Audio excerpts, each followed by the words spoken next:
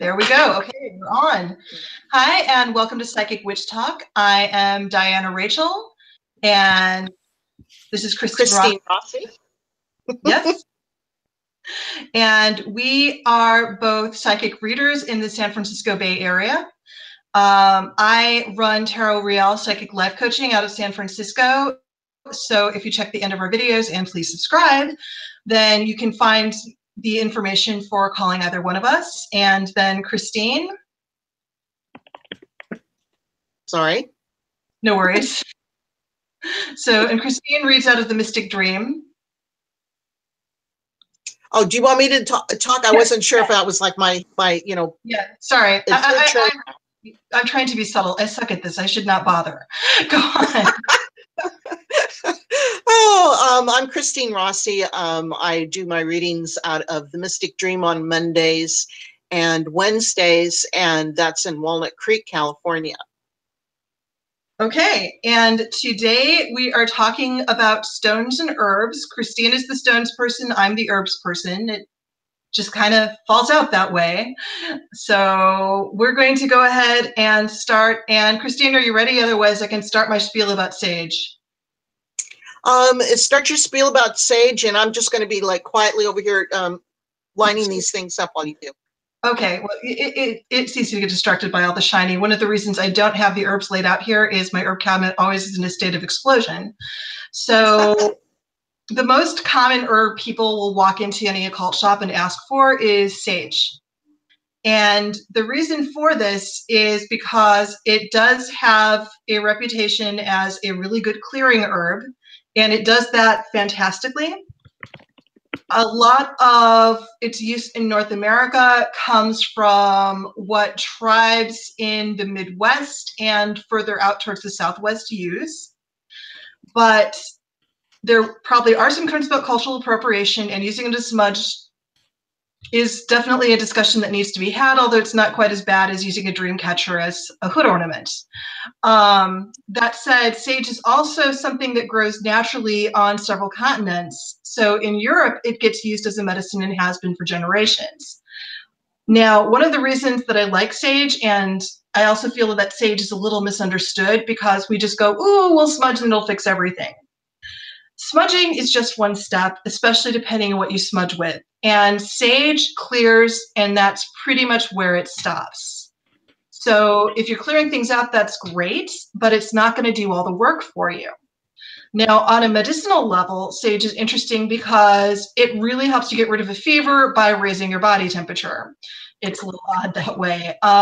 There's been recent studies, and the reason I know about this is I had someone hire me for an herb consult because she's having horrible menopause-based night sweats. And sage has been used successfully to treat night sweats at very low doses.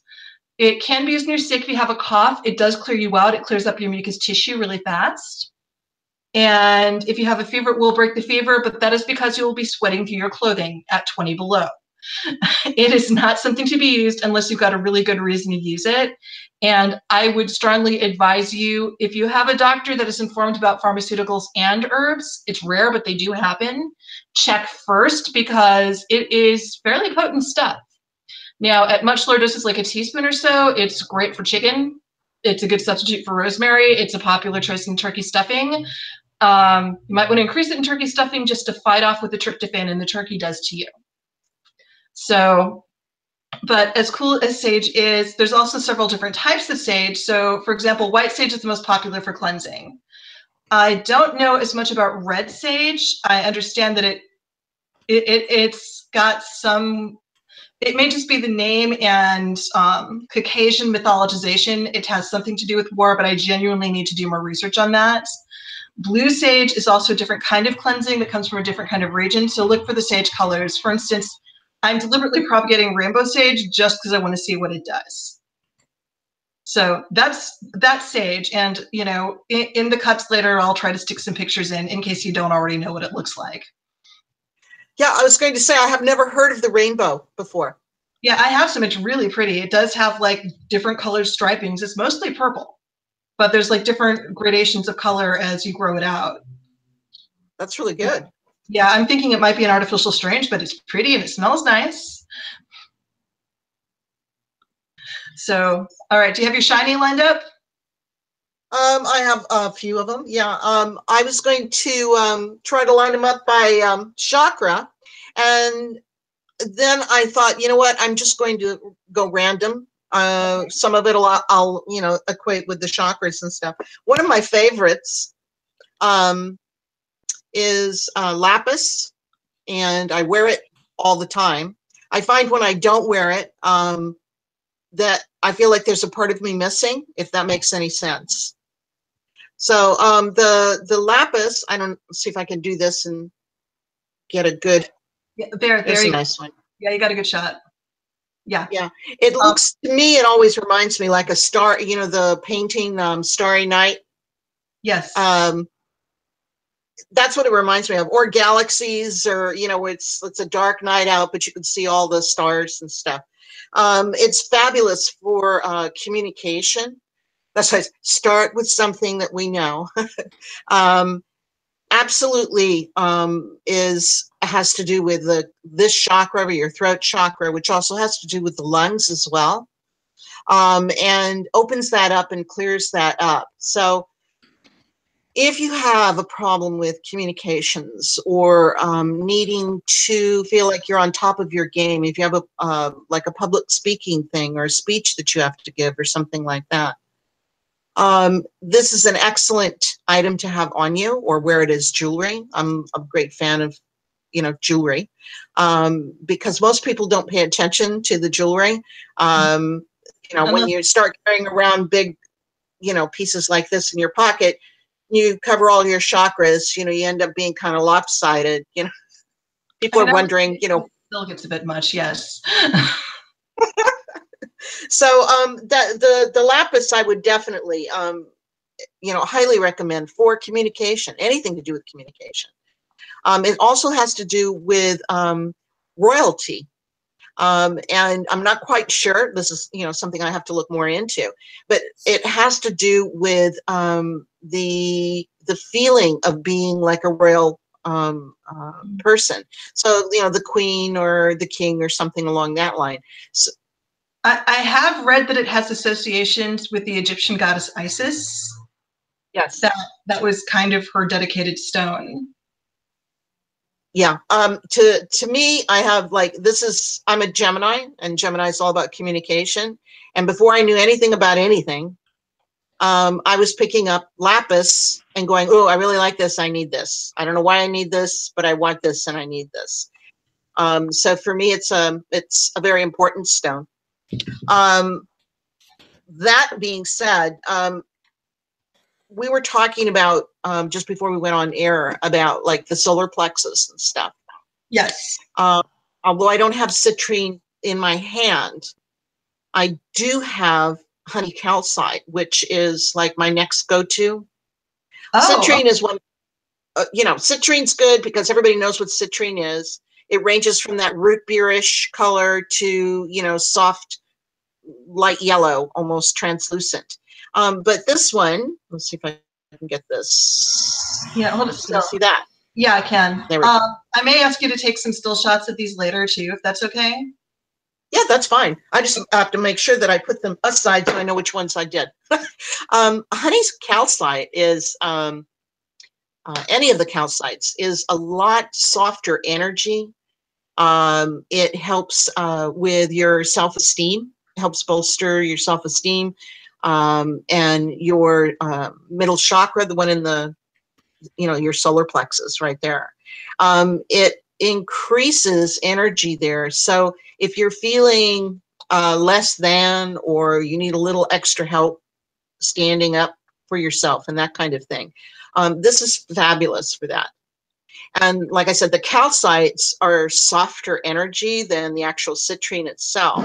The citrine will bring in more of a stronger feeling behind it, more forceful feeling.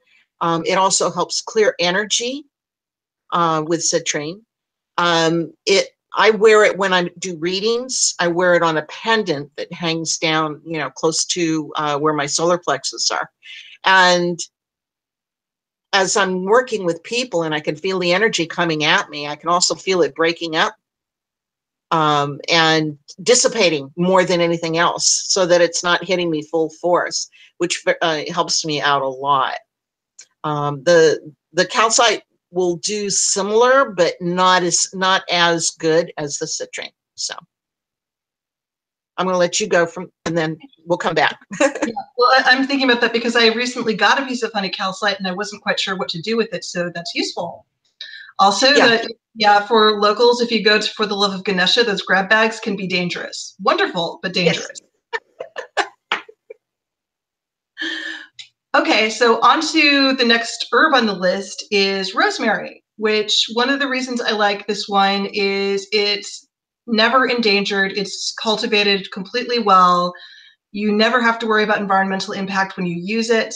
You know, the worst thing that usually happens with rosemary is you use a little bit too much in your chicken and it comes out bitter. So that's the worst thing that ever happens with it usually. It is surprisingly one of the lesser known useful smudges out there, especially if you're someone who's worried about cultural appropriation and don't want to worry about that as much. It does have the clearing. It has a little bit of sealing, but not as much as a resin. So when you're smudging, if you wanted to switch it up, or sometimes like in my 20s, I used sage to the point where I actually developed a resistance to it. So I stopped even sweating from exposure to the smoke. And so switching out to different things is a good idea. Also, you know, especially where I lived in Minnesota, you're a lot more likely to have people think it's weed and call the police on you. So I've had the police showed up and look very disappointed multiple times during house cleansings. You know, but it got to the point of, oh, it's you. Oh. With rosemary, that's not going to happen. And, you know, it's more popularly used. I know in English witchcraft, it's been used more it's used a lot in dream pillow recipes, is how it's get names a lot. It is good. There have been, if you look on PubMed, there are studies showing that it does seem to help with memory retention. So if you are like having memory or concentration problems, and it could just be the smell just jolting you into a different phase of consciousness, which smells can do that. But it does seem to actually help with some memory stuff. Now, one of the reasons I'm fond of it is because when I'm mixing oils and perfumes, especially when I'm using oil based with no alcohol, rosemary olea resin or even a simple rosemary tincture can help. It doesn't preserve it completely, but it can slow down the decay of certain base oils. Oh. And so well, that's good. Yeah, so it adds like maybe another 6 to 12 months to the shelf life, depending on what you're using. So, I mean, the easy thing is to use a base oil that doesn't go stale, but if you're using fractionated coconut oil, then there's allergies, and jojoba is absurdly expensive because it's also getting over-harvested. So, you know, when you're making those choices, if you need to use something that's middle ground that might go stale, like safflower will definitely go stale in 3 months, then using rosemary olea resin gives it like a 2 or 3 month boost. You know, or apricot oil would be a 6 month boost. How much would you use in ratio? I'm really lazy about that one because I've been doing private for so long. I think when I was selling, it was basically, I want to say, because I would like had it measured down to drops, I would say like 100 drops per 4 ounces. So like 25 drops an ounce. Okay. You know, or sometimes I'm just lazy, so like I'll just like shoot, you know, because it's a drop. Usually get it in the dropper form. Like I'll just shoot a dropper full and just call it a day. As long as it doesn't throw off the scent, I don't care. So, but it does seem to work. You still, I mean, it doesn't keep it forever, but it slows it down at least, which is useful. So, on rosemary, I had one thing that I don't know if you know about. I used it for getting rid of fleas. Oh, that's cool. No, I didn't know about that one. Yeah, long time ago. Everything in my life is a long time ago. When I had a lot of animals in my house, and we had a flea outbreak in spring. It was like, oh yay, you know, it's like I don't like chemicals. And a vet had told me to get fresh rosemary and leave, you know, go like this and sprinkle it all over the flooring. Oh, cool. And I did. See, yeah, just fresh rosemary. Go on. So just fresh rosemary? I did it, and I left it up for about a week, where, you know, this not easy to walk around barefoot because you get the little needles in your feet and stuff. But the long-term effect was I used it for 1 week, I vacuumed, then I did it again, and over a 2-week period of time, other than also treating the animals, it got rid of everything in the house. Like metaphysically as well? Nothing. I had no issues. The animals, we ended up doing the, you know, the little collars, just putting their collars on. Yeah. But as far as the, you know, all the carpet and the sofas and all of that, I was putting it underneath the cushions and whatnot. The place smelled great, and the fleas left. See, I wonder if that would work. I want to look into it because we have a mouse, one mouse in our house, and it's a smartass. And so it's been doing things like stealing food off the traps and running. So he'll hear the trap set and that thing's running off with its snack. And like it waits until my roommate's asleep and jumps on his bed at night. Like it doesn't do that with me, but it does that to him. It's kind of funny. But like we're looking for things to just get the damn thing to leave. Because we don't know what it's eating. We don't know where it's pooping. We just know that it really likes messing with us. Interesting. I have never tried it for that, but why not? Yeah, I know. I've used thyme to get rid of ants, and it works in a similar manner. That's not on my list today, but thyme is pretty cool too. So look that up, people. I'm also just getting this vision of you shaving all your pets and telling everyone that you just joined the Hare Krishnas for a while.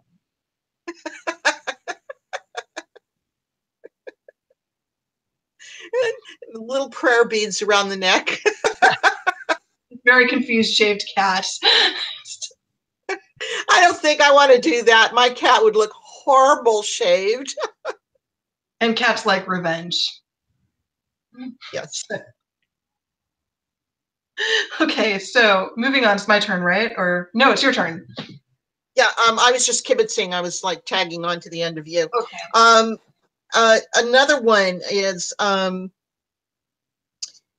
using lepidolite. Lepidolite, I think is the proper one. I'm going to try and do this.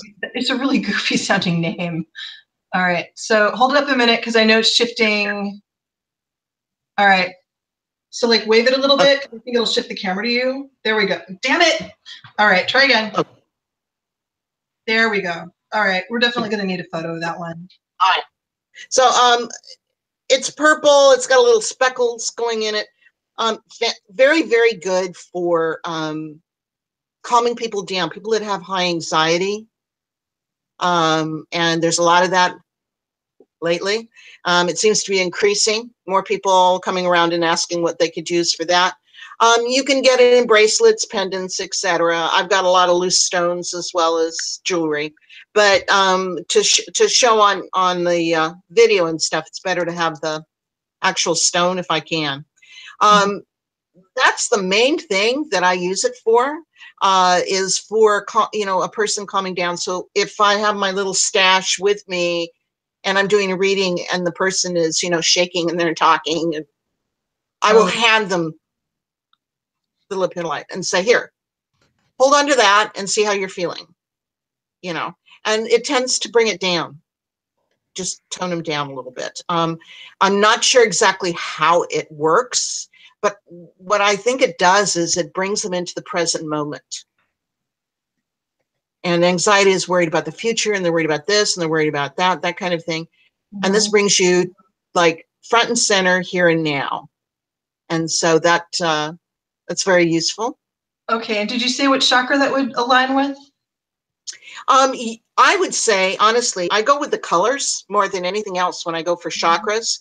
So being that it is in the violet range, I would say it would be crown chakra. Okay. Okay. All right. Just like amethyst. Where's my amethyst? There it is. Oh, I got a cute amethyst. Here. All right. See that. Okay.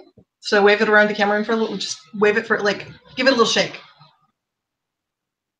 All right, camera's not picking it up, but I can kind of see it. Okay. Do it this way. There we go. And okay, I need to shut up, and then you talk while you hold it. Okay. Okay. Amethyst, good for your crown chakra, opening up to connect to your guides, and so that you can get clarity for information and things like that.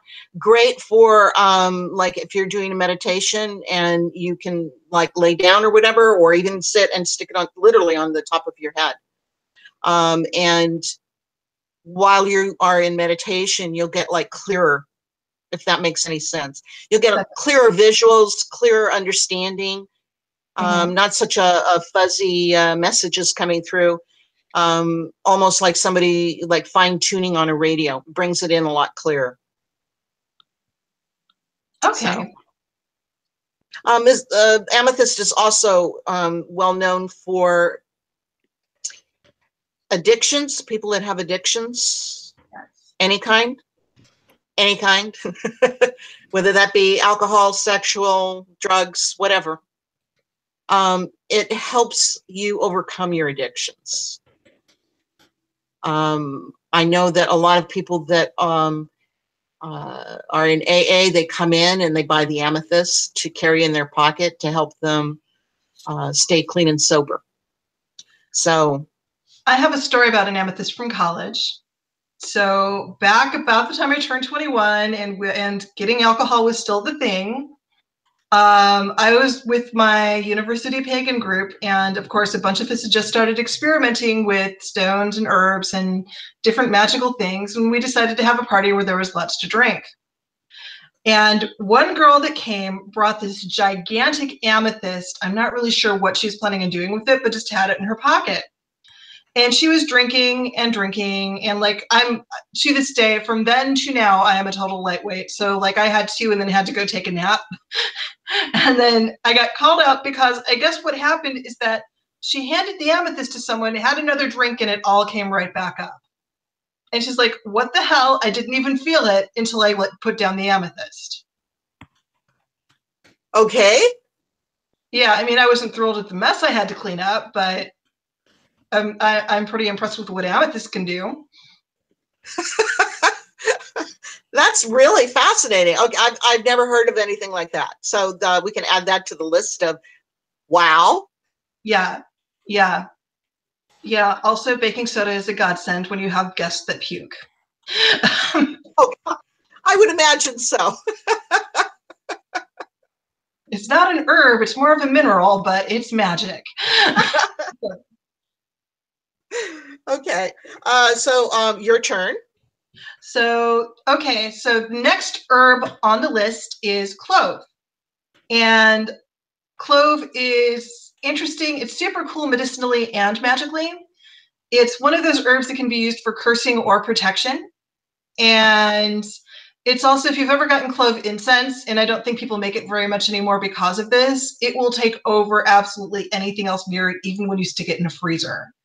It is a really potent fragrance. And so if you do use clove, you do need to segregate it from everything else, or it will take over like kudzu.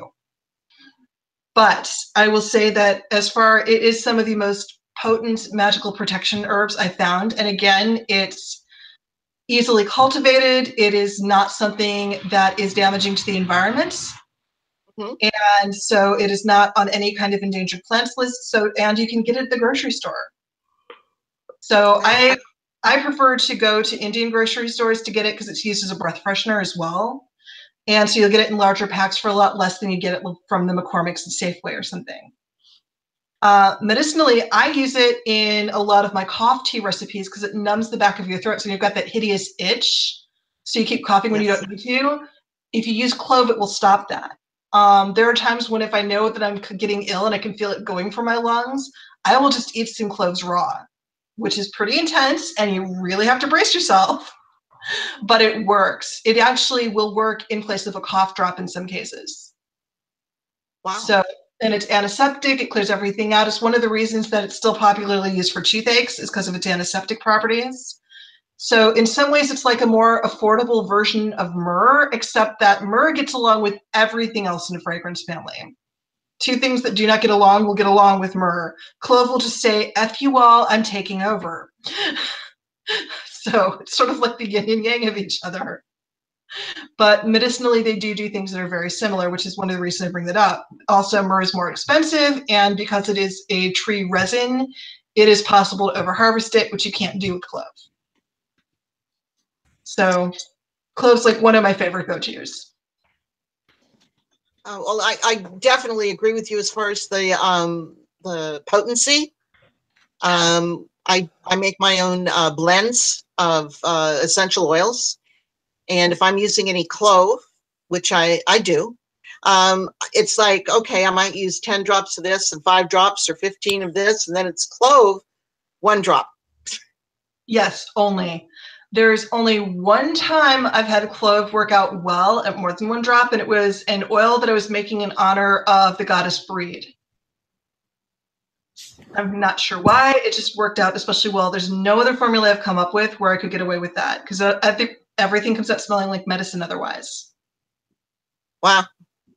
I will say, if you really want to get rid of a cold, coming up with recipes that have cloves and garlic together, you may be in pain, but it will go away. It leaves the body along with your soul. Pretty much, a little bit. I mean, were you using it? People sell those on eBay now. Okay. Okay. Any other ideas for clove? I mean, obviously, there's some traditional crafts. I do think that they started in the UK, like making pomanders where you stick cloves in an orange and hang those. I've never managed to make one without it molding, but that may just be where I'm living in the city. I think so. Yeah, because I've never been able to get one to dry properly. I mean, maybe I'm supposed to dehydrate the orange first. I should probably read the directions someday. Corinne, why don't you come outside? Oh, so Caitlin's dog is. So, yeah. Sorry, Caitlin's talking to me. I thought I was muted. Oh my god. No, it's all good, hon. It's like, oh, do we have some? Did you want to add to that? Or maybe the doggo did. It's all Yeah, good. I'm sure that's what's going on. All right, next shiny object. Let's see. How about when we talk about the heart chakra? The first thing that comes to mind for a lot of people is rose quartz. Okay. So, and of course, I've got one in a heart. I'm trying to do this. I don't know if you can see or not. It's okay. One, I need to shut up, but it starts to focus and then it moves. So just start talking and the camera will shift to you. Okay. So rose quartz has a nice soft energy. It helps healing of issues around your heart chakra. Love, it could be family love. It can be lovers loving and separating and having problems. And it can be physical as well. So the go-to, I guess, that everybody knows that is very well known is rose quartz. Another one, which I don't know if people know much about, is preonite, and this is in the rough form. So this looks like, it's a little green stone. Not sure, not if you see it. Okay, and that is also good for healing heart issues. And this is a little bit deeper. The green goes a little more towards trauma, I want to say. So if you've had any like really harsh issues growing up, things like that, the preonite would be a good place to go for that. You can, wear it if you want in your pocket, keep it in your aura, put it in your pillow, because you can get a small piece and put it in your pillow that's to sleep and whatnot. Another one is adventuring. Let's see if I can do that. And this is good also for your heart. I would say that both greenstones are also good for abundance and money as well. So any greenstones that you run across is just like, show me the money kind of thing. It's great for money magic and stuff like that. But mostly the heart issue. So, the saying of, love or money kind of thing. It all is centered around the heart chakra. So you've got the green stones, and you also have the pink stones as well. And I got one more for the heart. And I obsess about the heart thing, because my whole thing is, for my journey here, is healing my own heart and helping other people. And that's why my business is called Heart to Heart. Then I got morganite. So I don't know if you can see that or not. That's also a very soft pink as well. Okay. The way the light's hitting Not it. Yeah, you're just gonna need to send me a picture. Yeah, that's okay. It's a soft stone. It's got a lot of pink. It looks very much like rose quartz. People will pick it up and say, is it the same? And then when they compare them, they realize no. But that's just a higher vibration, and it works the same. So that's about it. I mean, for, working around the heart itself, there are many ways that you can use all of these different stones. You can use them during meditation. You can make what I call gem water, which is taking, you can't use all your stones, but a lot of them you can. So rose quartz, you definitely could. The adventure definitely could. You can't use I wouldn't use any of the calcites in water, but the harder stones you definitely can. And just leave it in your water bottle, kind of thing. And so as you add water, then it takes some of the properties of it. And, if you're doing a decent sized piece, then you don't have to worry about chugging it when you're drinking. So you're taking it in. Yeah, I've actually done that. So citrine. Well, there we go. Now I'm cleansed inside and out, right? We do not recommend this. This is not. No. Thank goodness it was a very small piece of citrine. I just thought I would try it out with, what do you call it? The, those little seed bracelets, the stretchies. Yeah. Yeah. And I had one of them broke, and it's like, well, what do you do now? Oh, well, I use them in mojos, put a little bit in the mojos. I put it in, a couple of them in wearing in a little sack around my neck. And then let's add a few to the water. Why not? Do not add small stones to water. Just little FYI. Not your best choice. No, not your best choice. No. So do you have anything you'd like to add? I'm just spinning on that idea and what I could do with it if I was making sprays or something. Yeah. Because adding amethyst as an ingredient, especially if, adding amethyst with cinnamon, so if you want a convivial party where people are a little restrained. So, because this is the way my brain works these are the different spell components floating around my head at all times. Now let's rearrange them and see what the screen comes up with. Exactly. I think that, if you wanted to, you could put some essential oils, make your own room mist, and then add a complementary gemstone to it, and so that it stays in the bottom as you spray the room. And I think you'd be fine with that. And you could probably even use the calcite as long as you're not doing internally. Yeah, if you're not planning on drinking it, it's probably fine. Obviously never do that with selenites, because you will not have it in the morning. But exactly. Things many of us have learned. Not unless you happen to have a whole lot of it. Yeah, if you have some to spare, but given what it usually costs, I'd rather just keep my little scanners. Yes. So I'm going to pass back to you, and then I'm picking up a couple of more stones for next discussion. Okay. So next I want to talk about an herb that I believe gets overused a lot, and that's lavender. Now, lavender is, one, it smells nice. It definitely has applications because it's very relaxing. But because of its overuse, I think a lot of people don't know that there can be some significant costs to using it as much as it gets used. So one of the things is that because lavender can be used to treat burns, which it's handy, especially if it's around, you've got lavender oil, you burn yourself at the stove, it's fine, and you don't have aloe nearby, fine, grab it. But if you do that too often or use too much, it will cause photosensitization, which means that going out in the sun is going to become a lot more painful for you really fast. And I want to make this clear, it does not matter, like racial profile, the color of your skin does not matter. Once you get photosensitive, you will burn. You may not see the burn, but there will be damage and it could really hurt you. The other thing is that lavender is a phytoestrogen, which means that it increases estrogen levels, which if you ever had breast cancer or at risk for breast cancer, it's a very good idea to limit your use.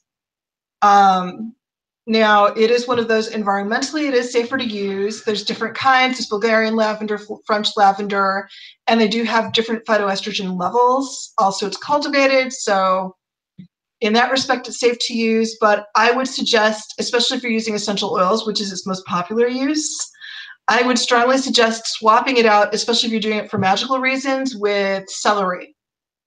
Because celery has very similar properties. Even though it doesn't have that floral scent, it does sort of, it's still very oddly reminiscent of lavender. And it doesn't have the estrogen levels that can be dangerous for people. So also, yeah, and again, celery, it's easily produced, it's easily propagated. I mean, I'm not even sure how you'd go about distilling it at home, but getting it from a reputable essential oil supplier, and there's a few out there that do that, it's pretty good. I mean, magically, like if you're making sachets and stuff, I think the lavender's fine.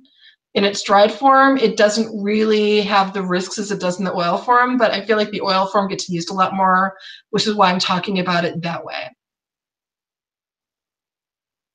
Yeah, almost everything you see on the market, just in general, like, you know, when you go to any store, they've got lavender, everything. You've got from shampoo to body lotions, dusting powder, everything's got lavender. Yeah, and it does get overused. There's a lot of arguments for just American culture in general being wildly over-fragranced. Like, we just don't know how things are supposed to smell anymore. And it's not great. I can agree. Yeah. You know, and it's not great for people with chemical sensitivities and allergies, but it's just kind of, I mean, we don't like the inside of our head, so we really scrub the outside, I think. And the overuse of lavender, because it's cheap, it's easy to produce. There is, I'm not quite sure if it's a different plant. I think it's a synthetic called lavendin that also gets used a lot. They're not quite the same thing, but lavendin smells like lavender, which is one of the reasons you may see that if you read ingredients bottles a lot too. Even though it's a synthetic, it still seems to have the phytoestrogen risks, but I would need to verify that. Now, so, if you end up getting photosensitive, okay, then is that something that you can undo, or is that just something that you now have an issue? As far as I know, it doesn't go away. Once you've retrained your molecules, they're just going to overreact to sun. Good. It can only be in certain patches of your skin. And there's probably someone out there where it has gone away, but I've never heard of that happening. Okay. So it's just I was just wondering, you know, how you can build up in your system, and then once you cleanse your system out, then you're okay. Yeah, there's relatively few things where that really works with, and I wouldn't try it with essential oils. I mean, that whole thing with with Young Living and the raindrop therapy, it's terrible. It will cause, you should always dilute essential oils anyway. Direct application is not good for your skin. I mean, yes, they may be naturally derived, but chemicals are still chemicals. Water is a chemical. And water will act a certain inert way, but other things, especially when they're volatile oils, which is what essential oils are, they're going to react in a volatile way on your skin most of the time. And it will be different depending on what plant it is. But you still shouldn't be messing with direct exposure, because you're basically taking a concentrated chemical and putting it directly on your body in a way your body is probably not prepared for.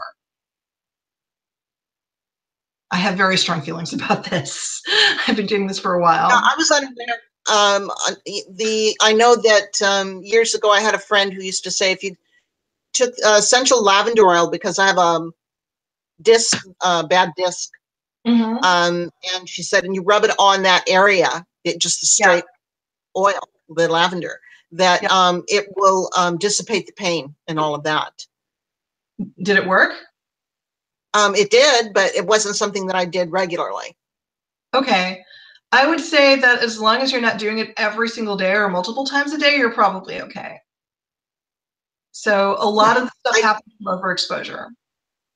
Yeah, I did it. I had injured my back, and I was like, I need to work. I've got to get up, be a person, and go to work. And so she was giving, so I was using it like once a day in the morning, and then that was it for the whole day.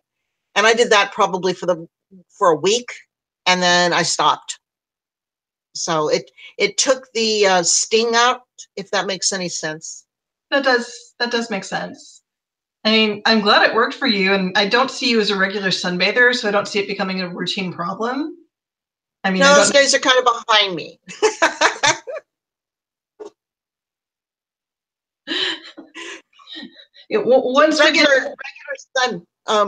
Regular sun for me it's probably not a good idea, but occasionally working out in the garden and that kind of thing. That's about it.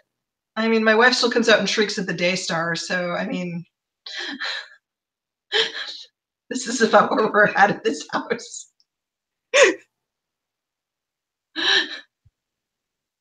She's mad. San Francisco is supposed to be overcast full time. That's a good one. Okay, so the other one that I had, which I haven't talked about very much, but is Peacock Aura, and I'm not sure that this is going to pick up at all. But I've used it for my third eye. I don't know if it's okay. You can't see all of the shiny, but talk about it a little. Okay. The Peacock Aura, when you can look at it, it looks like the iridescence of a peacock feather. Okay. And I use that for third eye, not often, but if I need to see clearly for a situation, I'll use it for like meditation. And I can feel like my third eye like opens very wide. And then you bring it back down after you're done, for meditating, that kind of thing. People don't work with their third eye very often as a rule, unless they're, pumping up to be a psychic medium or something like that. But it also works in the other side of it, which it can help you turn it down. You can help dial down or dial up. Anything that opens can also help you close down. So if you've got too much activity going on, it can help you perhaps close it down as well. So kind of like a homeopathic dose effect with crystals. Exactly. So we'll say I'm not getting a whole lot of sleep. I've got a lot of activity. This might be helpful to you. A whole lot of activity that's coming through at night. Okay, through my third eye and stuff. I'm getting a lot of impressions, and I just need to sleep and rest. I would probably use the Peacock Aura and put it on over my third eye and do a meditation before going to sleep, shutting it down for the night, and I can open when I get up in the morning. But for the night, I'd prefer to have it shut down, and see if that's helpful. You have to get back to me on that. I just happened to be looking at a piece of Peacock Aura before we started, so okay. Oh, there you go. Yeah, I was like, yeah. One of the other ones that I like as well, because I work with angels, is angel light, and this is just a soft blue stone. Let's see. There we go. See? Yeah. And specifically just to help tune in with the angels. It's for communicating with the angelic realm. Not a lot of people like to do that. I do. So it helps, like, again, that fine tuning of like trying to get between this radio station and that one. Using the right crystal, quote unquote, helps fine tune you and bring you into alignment with that. Now, does that work only with the angelic realm, or can it work with other spiritual realms as well? I believe it can work with other spiritual realms as well. I think it's just got a specific frequency. That's why they call it, you know, angel light. Yeah. But I know that this is one of the stones that I like to put in. I have like this little grouping that I take and haul into the mystic dream and back home again, that I keep right close, and I put a candle in the center, and then I surround by all of the stones that I have available to me. And it's one of the ones that I bring regularly so that I feel like I can use them all together when I'm doing readings and stuff. So for me, it's definitely tuning into hearing what other people's guides, you know, what they're trying to get across, if that makes any sense. Yeah. So, and the angel vibration is in that realm. So I would say, yeah, I think you could cross-reference that. Okay, so would that so that would also be a third eye stone then? You could use that for a third eye stone as well. Yeah. It's I would say that because it has to do with the communication, it's more receiving than sending, but it's helping you be more open to receiving information. Okay, that would be useful, especially for me, since most of my abilities are in psychometry. So most of it's physical sensation and touch. I will hear things sometimes. I will see things sometimes, but it's way less consistent than touch. Touch is nonstop, which is one of the grosser issues with the sleep. But I'm kind of wondering, because there's been a few times where I will feel like a divine transmission coming in, and I'm like, it's great, I know you're there, but I can't see or hear anything.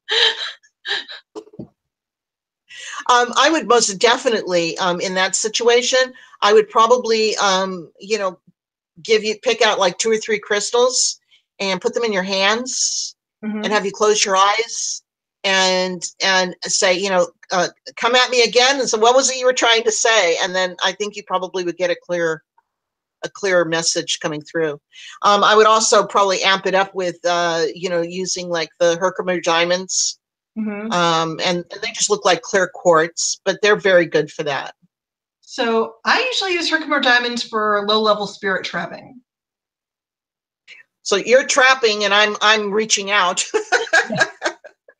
Yeah. I think a good part of my spiritual practice is leave me alone. I'm trying to sleep. Exactly. My hour. Oh, I was going to say I'm going to like disappear for a second because there is one other crystal I want to share. Okay. So I can go ahead. You talk. All right. So the next herb I want to talk about is sandalwood, because I think a lot of us really love that beautiful woody scent. It is also one of the most expensive and problematic herbs out there, because sandalwood, especially golden sandalwood, is not a tree like you would imagine, but a parasite that grows on a tree. And it smells beautiful, but because it is a parasite, it means that most of the time it cannot be cultivated.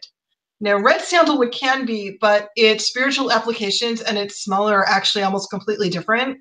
So there's such a problem keeping sandalwood around that, you know, there's been stories about temple doors in India being stolen and then melted down for the sandalwood essential oil and just all kinds of desecration.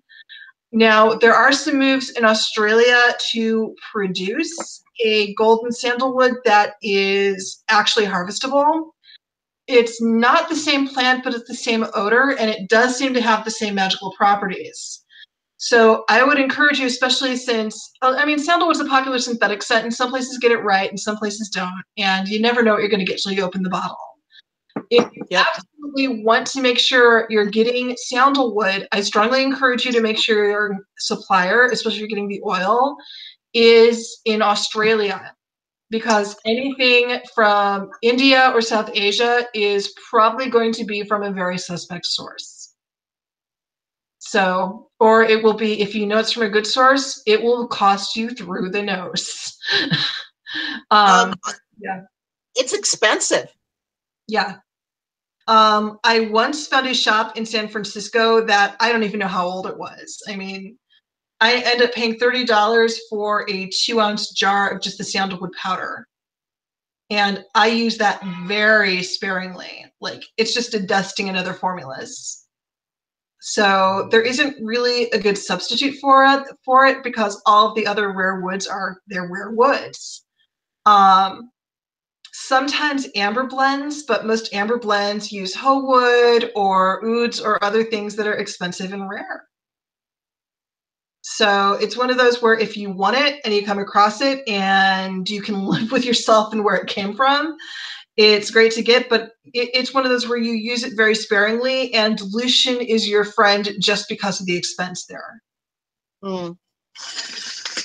I know for people that read The Sea Priestess by Deanne Fortune, they talk about her doing the Fire of Azazel.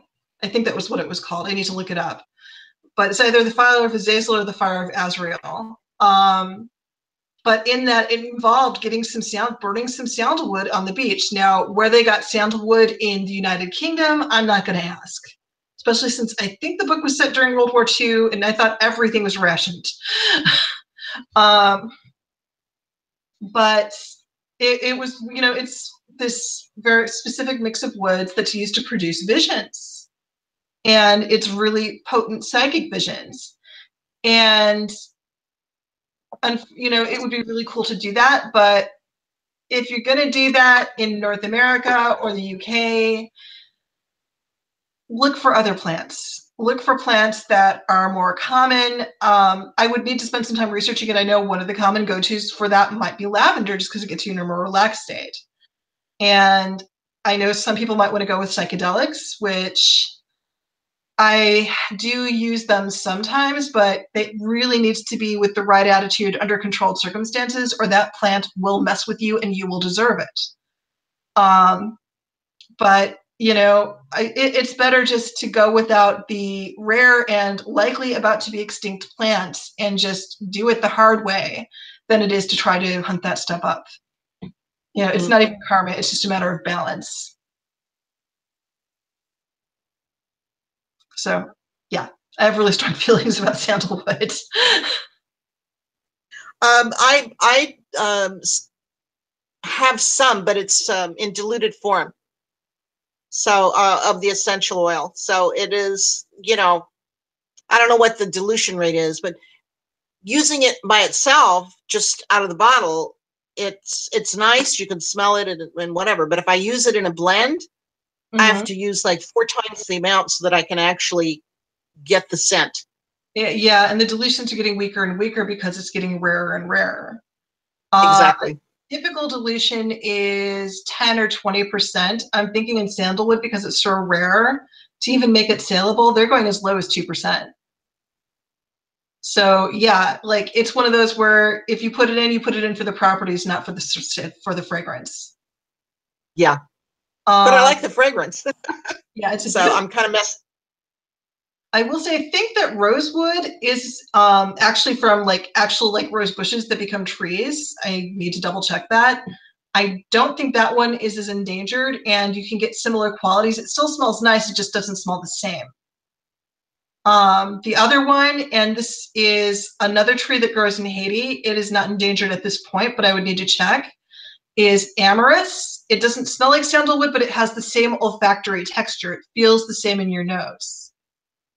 Oh.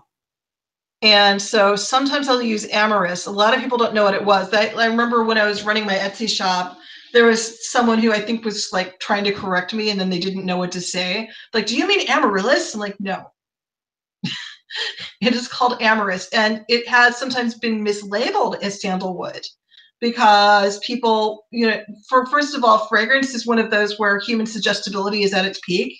You can convince someone's there smelling anything. Yes. I'm like, do you smell lemons? And I can guarantee you someone washing is probably smelling lemon now. And so this is why sometimes fragrance suppliers get away with swapping out certain herbs and plants, is people either don't know what they're supposed to smell like or will think they are smelling it. Yes. Yeah. Yeah, I agree on that one very much. Ready? Yep. No, sparkly. Okay. Sorry for disappearing. But Lemurian crystal, and I don't know if I can. Keep talking while you hold it up. Okay, I'm just going to say Lemurian crystal, and it is like getting a quartz crystal, except on the sides, which I don't know if it picked it up or not, but we'll take pictures later. There's little, like almost like a barcode. There's little lines that go all the way down the side. I still keep forgetting to take one and throw it in my purse. I want to run it through on a scanner to see what it comes up as. Oh, that would be cool. I'm curious. I know. I know. Supposedly, as the myth goes around this, is that they're from Lemuria. I think there's only 2 places on the planet where you can get them. One is in South America, and I think that the other one is up like around Mount Shasta, up that way. And that the Lemurians used these quartz crystals for recording information, and so each little line in the crystals are supposed to be like data that has been stored from Lemuria.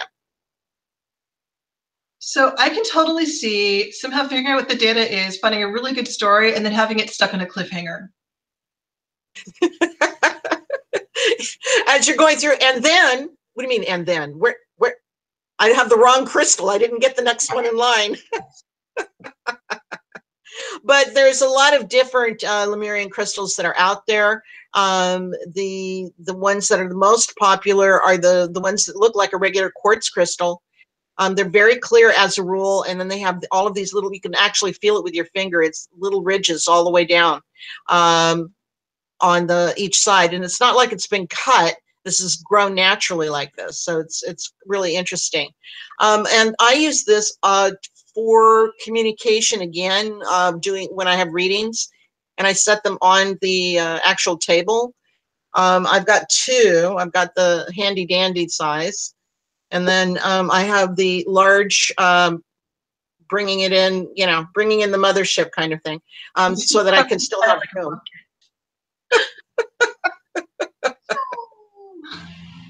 Huge. They make them, there's larger. I'm not going to even bite on that one.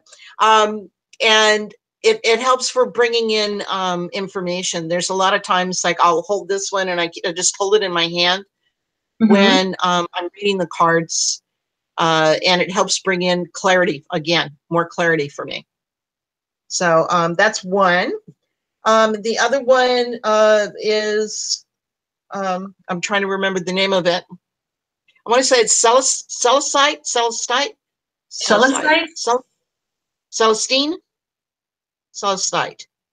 Probably Celestite, because Celestine, I think, is something. Yeah. Okay. It's like a real soft blue crystal, like a geode. Okay. The very, very pretty. I think I have one in this room, actually. Okay. Well, we can match them. So yeah, they are very good for again getting into the angelic realm. Yep, it looks like you do. Yeah, it's like ginormous too. So yes, that's a nice one. That's a really nice one. Yeah, girlfriend who lives in Arizona got it for me. They can also be used for, believe it or not, for clearing your jewelry and stuff that you wear a lot. You can put your jewelry in like overnight, and it will help clear out the energy on it. I've never heard of doing that before, but I tried it and it worked. So it's like, okay. Hey, I need something to step up for because I use a Himalayan salt block as a charging station for stuff that needs recharging. And I think the salt's getting worn out now. So maybe that's the step up I need. Very possibly, very possibly. And again, this is, because of what I do, communication and higher realms of vibration. And so that's what this is supposed to do. So between this and the angelic and the 2 guys together, and then the Lemurian crystals, we're way out in outer space somewhere in another dimension, far, far away. With all the plot holes. Yes, absolutely. So that's pretty much it. I wanted to know if we have anybody that's online. Like last time we couldn't see if we had people or not. I'm seeing 0 viewers, but I know Caitlin is watching. So I don't know. I know we've been getting better follow-up, but I'm not seeing anybody on here besides the usual 3 of us right now. Okay. Well, I was going to say that, you know, if we can get into the space where we are actually using the crystals and the herbs so that people are coming at the same time we are. Mm-hmm. Yeah. And we can interact with them. And if not, then send us your questions anyway. And maybe we can do like follow up on stuff like that. Yeah. Yeah. Always feel free to post questions on our YouTube videos or message us here, or there's always contact information at the end of our cut up videos. And, you know, please like and subscribe and share with anyone you think would be interested. Yeah, absolutely. Because we want to get larger as far as spreading out more and reaching more people. Yes. Well, we need 100 subscribers to do some cool stuff that makes everybody's lives easier. And so if I could pass us on, get some more people on here. Yeah, we need 100 subscribers and 10,000 views, and then Google will take us out of baby jail and let us do things. Yay! Yes. So thank you for watching, everyone. Happy New Year. And you know that the information is there if you want to reach Christine in Walnut Creek for a reading, or me in San Francisco. We both do phone or in person. I do tarot, Lenormand, pendulum, and life coaching. And I work with the angels. I use angel decks. I use the tarot. And then I'm also an intuitive reader as well. And I do heart-to-heart counseling. So. All right. So thank you, everyone, for watching. Bye.